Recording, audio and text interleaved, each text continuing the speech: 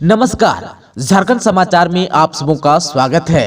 आइए जानते हैं झारखंड की छोटी बड़ी मुख्य खबरों को। बीएड एडमिशन में आरक्षित कोटि के छात्रों को 50% अंक की बाध्यता खत्म।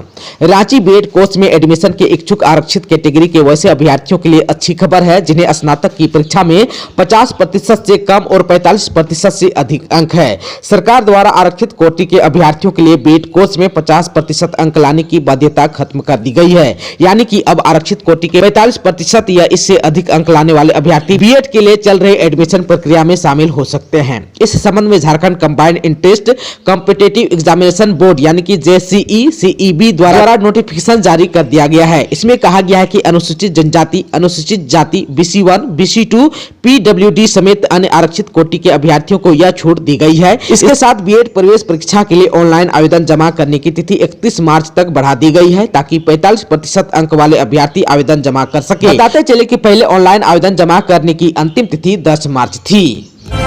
आज से फिर शुरू हो रहा है विधानसभा का बजट सत्र। नियोजन नीति पर सदन में हंगामे के हैं आसार। मुख्यमंत्री हेमंत सोरेन रख सकते हैं सरकार का पक्ष।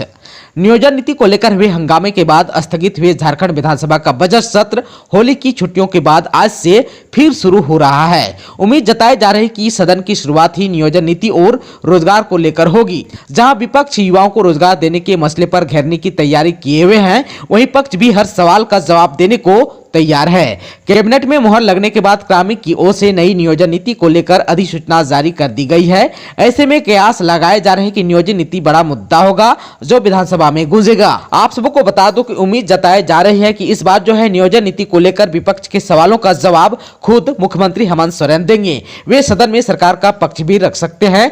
नियोजन नीति को लेकर 4 मार्च को सदन में हुए हंगामे के दौरान संसदीय कार्य मंत्री आलमगीर आलम ने इस बात के संकेत दिए थे कि छुट्टियों के बाद जब सदन फिर से चलेगा तब सरकार अपना पक्ष रखेगी। आप सबको बता दूं कि विधानसभा के बजट सत्र के दूसरी बार शुरू होने से पहले सरकार ने नियोजन नीति क्लियर कर दिया है। इस नई नियोजन नीति से झारखंड राज्य से मैट्रिक और इंटर की परीक्षा पास करने की बाध्यता को खत्म कर दिया गया है। वहीं स्थानीय रीति रिवाज की जानकारी की अनिवार्यता भी खत्म कर दी गई है। इसके साथ जनजाति और क्षेत्रीय भाषा की लिस्ट से भोजपुरी, मगही और अंगिका सहित 7 क्षेत्रीय भाषाओं को हटाकर हिंदी, अंग्रेजी और संस्कृत को शामिल किया गया है।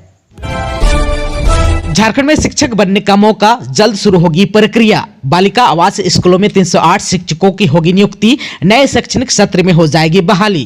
कॉन्ट्रैक्ट पर ही सही पर झारखंड सरकार शिक्षकों की नियुक्ति करेगी। इसके लिए इसी माह के अंत तक प्रक्रिया शुरू कर दी जाएगी। यह नियुक्ति राज्य के विभिन्न जिलों में संचालित बालिका आवास स्कूलों में होगी। शिक्षकों की नियुक्ति जिले के उपायुक्त की अध्यक्षता में बनी कमेटी करेगी। हर स्कूल में कुल 11 शिक्षकों की नियुक्ति की जाएगी, जिसमें से कुछ क्लास 6 से 8 के लिए और अन्य नियुक्ति क्लास 9 से 12वीं तक के लिए की जाएगी।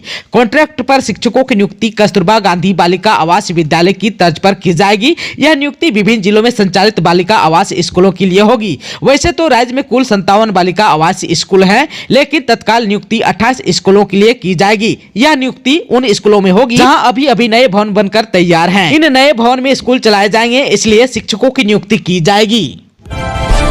झारखंड में पश्चिमी सिंहभूम के चक्रधरपुर में चलती ट्रेन से 2 यात्रियों को फेंका, एक की हुई मौत, दूसरा घायल। पश्चिमी सिंहभूम के चक्रधरपुर स्थित लोटा पहाड़ के पास टिटलागढ़ हावड़ा इस्पात एक्सप्रेस ट्रेन से चलती ट्रेन से 2 लोगों को फेंकने की घटना सामने आई है। इस हादसे में एक व्यक्ति की घटनास्थल पर ही मौत हो गई, जबकि दूसरा गंभीर रूप से घायल हो गया। तत्काल घायल को चक्रधरपुर अनुमंडल अस्पताल लाया गया। इसकी स्थिति भी नाजुक बनी हुई है। घटना के संबंध में बताया गया कि टिटलागढ़ से हावड़ा जा रहे इस्पात एक्सप्रेस के जनरल डिब्बे में सफर कर रहे चक्रधरपुर स्थित टोकलो थाना के भरनिया गाँव निवासी दुल्लू सरदार झारसुगड़ा से चक्रधरपुर आ रहा था। वह जनरल डिब्बे में सवार था। इस बीच यात्रियों में किसी बात को लेकर झगड़ा हो गया। इसके बाद एक व्यक्ति को ट्रेन में ही मारना पीटना शुरू कर दिया। इस बीच भरनिया गांव निवासी दुल्लू सरदार भी बीच बचाव करने लगा तो उसके साथ भी मारपीट किया गया। बाद में बात इतनी बढ़ गई कि लोगों ने उसे चक्रधरपुर लोटा पहाड़ रेलवे स्टेशन के बीच मुरहुत्तू गांव के समीप पोल संख्या 319/25 डाउन लाइन के पास फेंक दिया, जिससे अप लाइन पर जा गिरा। इसी बीच अप लाइन पर आ रही एक मालगाड़ी की चपेट में आने से उसकी घटनास्थल पर ही मौत हो गई। इस मामले में चक्रधरपुर थाना पुलिस भी अनुमंडल अस्पताल पहुंचकर घायल का बयान दर्ज करते हुए जांच पड़ताल कर रही है। झारखंड में 8वीं, 9वीं और 11वीं की बोर्ड परीक्षा की तारीख घोषित। झारखंड एकेडमिक काउंसिल यानी कि जैक ने वर्ष 2023 की कक्षा 8वीं, 9वीं और 11वीं की बोर्ड की परीक्षा की तारीख घोषित कर दी है। इन परीक्षा के लिए शेड्यूल भी जारी कर दिया गया है। इसके तहत 8वीं बोर्ड की परीक्षा 13 अप्रैल 2023 से शुरू होगी, जबकि 9वीं बोर्ड की परीक्षा 11 अप्रैल और 11वीं की परीक्षा 17 अप्रैल से शुरू होगी। 11वीं की बोर्ड की परीक्षा 19 अप्रैल तक चलेगी। कक्षा 9वीं में 11 अप्रैल को हिंदी और अंग्रेजी एवं 12 अप्रैल को प्रथम पाली में गणित और विज्ञान एवं द्वितीय पाली में सामाजिक विज्ञान और अतिरिक्त भाषा विषय की परीक्षा ली जाएगी। परीक्षार्थी का मुख्य 5 विषय की परीक्षा में शामिल होना अनिवार्य है। परीक्षा में 4 विषय में पास होना अनिवार्य है। परीक्षा को लेकर सेंटर का निर्धारण भी कर लिया गया है। वहीं राज्य में 9वीं की परीक्षा में करीब 5 लाख परीक्षार्थी शामिल होंगे। एक साथ 2 विषय की परीक्षा जाएगी। प्रत्येक विषय में 40 अंक के बहुविकल्प प्रश्न पूछे जाएंगे, जबकि 10 अंकों का आंतरिक मूल्यांकन होगा। आंतरिक मूल्यांकन के अंक अपलोड करने की तारीख बाद में घोषित की जाएगी।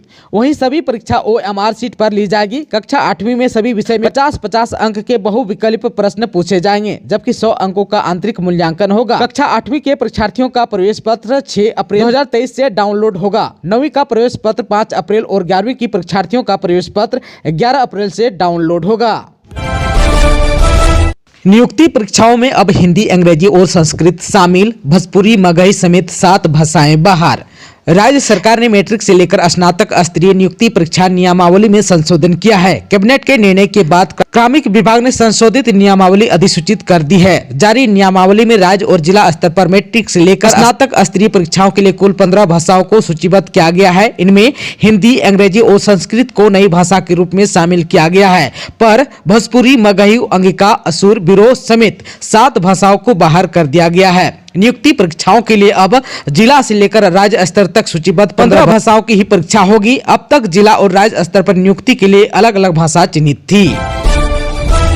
केंद्रीय मंत्री अर्जुन मुंडा ने की बीजेपी कार्यकर्ताओं से लोकसभा चुनाव के लिए जुटने की अपील। सरायकेला के उत्कलमणि गोपबंधु दास पठागार में रविवार को भाजपा का जिला स्तरीय बूथ निर्माण एवं सशक्तिकरण अभियान पर कार्यशाला का आयोजन किया गया। इस मौके पर केंद्रीय मंत्री अर्जुन मुंडा ने पार्टी कार्यकर्ताओं को लोकसभा चुनाव की तैयारी में अभी से जुट जाने का आह्वान किया। कहा कि भाजपा कार्यकर्ताओं की ताकत के कारण ही केंद्र में नरेंद्र मोदी की सरकार है। कार्यकर्ताओं के बूथ स्तर पर केंद्र सरकार की योजनाओं की जानकारी पहुंचाने पर जोर दिया। केंद्रीय मंत्री ने कहा कि आज की डिजिटल युग में कार्यकर्ताओं को डाटा प्रबंधन पर विशेष ध्यान देना होगा। हमें डिजिटली अपडेट रहने के साथ साथ जमीनी स्तर पर भी जागरूक रहना होगा। साथ ही अपने बूथों को पहले से भी अधिक मजबूत बनाना होगा। इधर जो है केंद्रीय मंत्री अर्जुन मुंडा ने कहा कि प्रधानमंत्री नरेंद्र मोदी के नेतृत्व में विश्व में एक शक्ति के रूप में भारत उभर रहा है। अब हमारा देश एक वैश्विक ताकत है। दुनिया हमें गंभीरता से सुनता है। अब जन आकांक्षाएं बढ़ गई है। जनता की आकांक्षाओं पर खरा उतरना होगा। लोगों के बीच सेवा भाव से काम करने की जरूरत है। कहा कि भाजपा सरकार बनाने के लिए काम नहीं करती, बल्कि राष्ट्र निर्माण का कार्य करती है। लातेहार के बरदोनी खुर्द गांव में गोलीबारी, 2 लोग घायल, रिम्स हुआ रेफर। लातेहार जिला अंतर्गत नेतरहाट थाना क्षेत्र के बरदोनी खुर्द गांव स्थित दुर्गा मंदिर के समीप रविवार की दोपहर गोली चली। इस गोलीबारी में 2 लोग घायल हो गए, जिसमें जमील अंसारी जिनका उम्र 28 वर्ष डाल्टनगंज ग्राम बेरिया तथा तिवारी नायक जिनका उम्र 50 वर्ष ग्राम बरदोनी का रहने वाला घायल हो गया। दोनों घायलों को ग्रामीणों की मदद से सामुदायिक स्वास्थ्य केंद्र महुआ टांड़ लाया गया, जहाँ प्राथमिक इलाज के बाद दोनों घायलों को बेहतर इलाज के लिए रिम्स रेफर कर दिया गया। आप सबको बता दूं कि जमील अंसारी बरदोनी खुर्द गांव में एक हरिजन युवती के साथ लंबे समय से लव इन रिलेशन में रह रहा था। जमील का 10 साल से बरदोनी गांव में आना जाना था। रविवार को जमील अंसारी गांव के 4-5 लोगों के साथ दुर्गा मंदिर के समीप आम के पेड़ के नीचे बैठा हुआ था। तभी एक बाइक में सवार 3 लोग आए। यहाँ पहुंचते ही बाइक सवार 3 में से 2 लोगों ने जमील को टारगेट कर गोली चला दिया। इस गोलीबारी में जमील के पेट में 3 गोली लगी। वहीं खेत की ओर से आ रहे तिवारी नायक के बाएं जांघ में 1 गोली लगी। वहीं गोलीबारी कर बाइक सवार आसानी से फरार हो गया। इस गोलीबारी की जानकारी मिलते ही नेतरहाट थाना प्रभारी बंधन भगत, पुआनी मिश्रा, मांझी एवं जिला पुलिस बल के साथ घटनास्थल पर पहुंचे। मौके से पुलिस ने 3 खोखा बरामद किया है। वहीं थाना प्रभारी श्री भगत ने कहा कि प्रथम दृष्टिया यह घटना अपराधियों की आपसी रंजिश का परिणाम है। उन्होंने कहा कि बहुत जल्द ही इस मामले का उद्भेदन कर दिया जाएगा। रांची में पहला मंगलवारी जुलूस 14 मार्च को, रामनवमी का पर्व 30 मार्च को होगा। झारखंड की राजधानी रांची में रामनवमी और चैती दुर्गा पूजा की तैयारी शुरू हो गई है। रामनवमी का पहला मंगलवारी जुलूस 14 मार्च को निकलेगा। इसके बाद 21 मार्च को दूसरा, 28 को तीसरा और अंतिम मंगलवारी जुलूस निकलेगा। 29 को महाअष्टमी है। इस दिन जो है मंगल आरती होगी और झांकी निकाली जाएगी। 30 मार्च को रामनवमी का त्योहार धूमधाम से मनाया जाएगा। आप सबको बता दूं कि इस दिन जो है रात 11:53 तक नवमी तिथि मिल रही है। जिस दिन मध्याह्न काल में नवमी तिथि मिलती है उसी दिन रामनवमी मनाई जाती है। 30 मार्च को रात के 11:31 तक पूर्णवेशु नक्षत्र और रात 1:42 तक अतिगंड योग रहेगा। इसके अलावा सिद्ध योग मिल रहा है। इस कारण से यह तिथि काफी शुभ मानी जा रही है। 30 मार्च को ही रामनवमी की भव्य शोभा यात्रा भी निकाली जाएगी। तिलका मांझी की प्रतिमा क्षतिग्रस्त करने के विरोध में पाकुड़ के सिंगारसी अमड़ापड़ा रोड घंटों जाम। पाकुड़ जिला अंतर्गत अमड़ापड़ा थाना क्षेत्र के गोरपाड़ा गांव के ग्रामीणों ने रविवार को सिंगारसी अमड़ापड़ा मुख्य सड़क को जाम कर दिया। ग्रामीणों ने पिछले दिनों गोरपाड़ा में स्थित बाबा तिलका मांझी की प्रतिमा को क्षतिग्रस्त किए जाने से नाराज थे। सड़क जाम की सूचना मिलने पर बीडीओ कुमार द्विवेदी और थाना प्रभारी गोपाल कृष्ण यादव दल बल के साथ मौके पर पहुंचे। इस दौरान आक्रोशित ग्रामीणों को समझा बुझाकर सड़क जाम हटाया। करीब 5 घंटे बाद जाम हटा। आप सबको बता दूं कि जानकारी के अनुसार 8 मार्च 2023 को उपद्रवियों ने बाबा तिलका मांझी की प्रतिमा को क्षतिग्रस्त कर दिया। ग्रामीण गांव के ही एक व्यक्ति पर प्रतिमा क्षतिग्रस्त करने का आरोप लगा रहे हैं। उसके खिलाफ थाना और अंचल कार्यालय में लिखित शिकायत भी किया गया। इसके बावजूद कोई कार्रवाई नहीं होने से ग्रामीण नाराज थे। इसको लेकर ग्राम प्रधान धर्मदेव पहाड़िया सहित नारना पहाड़िया, रामा पहाड़िया, गणेश पहाड़िया, सोनिया पहाड़िया सहित अन्य लोगों ने रविवार की सुबह सिंगारसी अमड़ापड़ा मुख्य सड़क को घंटों सड़क जाम कर दिया। जमशेदपुर में सांसद आवास पर कांग्रेसियों ने थाली चम्मच बजाया। पीएम मोदी के खिलाफ लगाए नारे, हुआ हंगामा। जमशेदपुर के सांसद विद्युत वरण महतो के बिष्टुपुर स्थित कार्यालय के समक्ष कांग्रेस तथा भारतीय जनता पार्टी कार्यकर्ताओं ने भिड़ंत हो गई। दोनों पक्षों के बीच जमकर धक्का मुक्की हुई। पुलिस ने बीच बचाव कर मामले को शांत कराया। कांग्रेस नेताओं ने भाजपा नेता और कार्यकर्ताओं पर कांग्रेस की महिला नेता और कार्यकर्ताओं के साथ मारपीट करने का भी आरोप लगाया। पूर्वी सिंहभूम के जिला कांग्रेस उपाध्यक्ष उषा यादव ने दावा किया कि भाजपा कार्यकर्ताओं ने महिला कांग्रेस की कार्यकर्ताओं को सड़क पर घसीटा, उनके साथ दुर्व्यवहार किया। वहीं भाजपा के जिला अध्यक्ष गुंजन यादव ने कहा कि कांग्रेस के कार्यकर्ताओं ने सांसद आवास के बाहर अभद्र आचरण किया, सरकार के खिलाफ अभद्र भाषण का इस्तेमाल किया। इसे बर्दाश्त नहीं किया जाएगा। गुंजन यादव ने कहा कि अगर आप खाकी वाला गुंडा हैं तो हम भी खादी वाला गुंडा हैं। अगर आप खाकी वर्दी से हमें डराएंगे तो खादी वर्दी हमें बचाएगी। उन्होंने कहा कि लोकतंत्र में सभी को अपनी बात कहने का अधिकार है। अपने जनप्रतिनिधि से मिलने का अधिकार सभी लोगों को है, लेकिन उसका एक तरीका होता है। कांग्रेस पार्टी ने सांसद के घर के बाहर प्रदर्शन किया, लेकिन उसकी सूचना किसी को नहीं थी। यहां तक कि सांसद को भी यह बात नहीं बताया गया कि कांग्रेस के कार्यकर्ता उनके आवास के बाहर प्रदर्शन करेंगे। अचानक से कुछ लोग यहां आए और हंगामा खड़ा कर दिया। यह उन्होंने कहा कि सरकार हमारे खिलाफ चाहे जितने भी केस कर ले, हम डरने वाले नहीं हैं। रांची के अपर हटिया में गैस सिलेंडर से हुआ बड़ा ब्लास्ट। राजधानी रांची में शनिवार को बड़ा हादसा हुआ। राजधानी के जगन्नाथपुर थाना क्षेत्र के अपर हटिया इलाके में सिलेंडर ब्लास्ट होने की खबर है। बताया जा रहा है कि हटिया इलाके स्थित मुस्लिम बस्ती में इस हादसे में करीब 8 लोग घायल हो गए। वहीं 2 लोगों की स्थिति गंभीर बताई जा रही है। प्रत्यक्षदर्शियों की माने तो घटना के बाद इलाके में अफरा तफरी का माहौल बन गया और सभी लोग घबरा गए। मौके पर दमकल की गाड़ियां पहुंची, तब जाकर स्थिति को कंट्रोल किया जा सका और लोगों को सुरक्षित स्थान पर भेजा गया।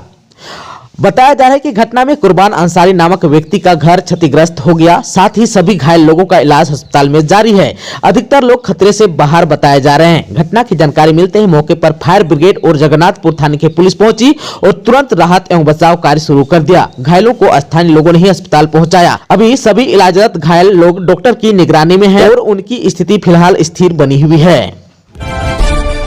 रामेश्वर उरांव ने कहा कि काम नहीं करने वाले अधिकारियों पर की जाएगी कार्रवाई। सदर प्रखंड के लोहरदगा अंचल कार्यालय शनिवार को पहुंचकर प्रखंड और अंचल अधिकारी एवं अन्य सभी विभागों के अधिकारियों के साथ मंत्री सह विधायक डॉक्टर रामेश्वर उरांव ने बैठक की। बैठक में मंत्री ने लोगों की समस्या भी सुनी। उन्होंने लोहरदगा सदर प्रखंड के विभिन्न गाँवों से पहुंचे ग्रामीणों के द्वारा एवं कांग्रेस पार्टी के पदाधिकारी कार्यकर्ताओं के द्वारा दिए गए मौखिक एवं लिखित तौर पर आवेदन पर बात भी की, जिसमें आम जनता के द्वारा काफी गंभीर समस्या रखी गई, जिसके त्वरित कार्रवाई के लिए मंत्री सह लोहरदगा विधायक डॉक्टर रामेश्वर उरांव ने समीक्षा बैठक में आए सभी आवेदनों को एवं समस्याओं के समाधान के लिए संबंधित पदाधिकारी को फटकार लगाए। मौके पर डॉक्टर रामेश्वर उरांव ने कहा कि हम जनता से हैं, जनता की समस्याओं का समाधान करना हमारी प्राथमिकता है। जनता हमें चुनी है, हम जनता की समस्याओं को चुन चुन कर समाधान करेंगे। वर्तमान समय में आम जनता की मुख्य समस्या राशन, आवास, वृद्धा पेंशन, विधवा पेंशन, जमीन से संबंधित कागजात एवं शिक्षा संबंधित समस्या होती है, जो आवेदन के माध्यम से